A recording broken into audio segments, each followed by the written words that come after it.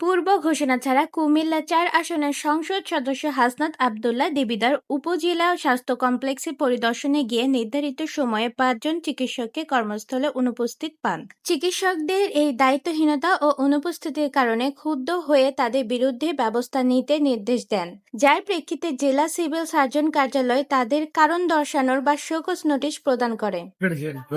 Doctor আসছে কথা ছিল কয়টায়? ওটাই আসার কথা ছিল কয়? 8:30 8:30 বাজে কয়টায়? পূর্ব ঘোষণা ছাড়া মঙ্গলবার সকাল ৯টার দিকে তিনি দেবিদ্বার উপজেলা স্বাস্থ্য কমপ্লেক্সে পৌঁছান।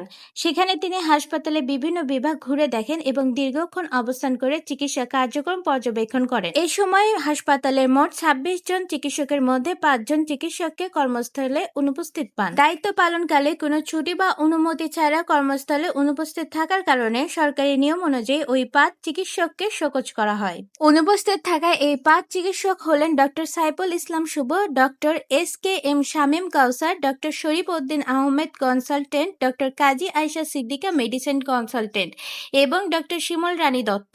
এই ধরনের অনিয়মের পুনরাবৃত্তি রোধ করতে হাসনাত আবদুল্লাহ নির্দেশ দেন যে এখন থেকে উপজেলা স্বাস্থ্য ও পরিবার কল্যাণ কর্মকর্তা প্রতিদিন সকাল ৭:৪৫ চিকিৎসকদের নিয়ে চিকিৎসা কার্যক্রমের বিষয়ে বৈঠক করবেন এবং তাকে প্রতিদিনের উপস্থিতি শীট পাঠাবেন।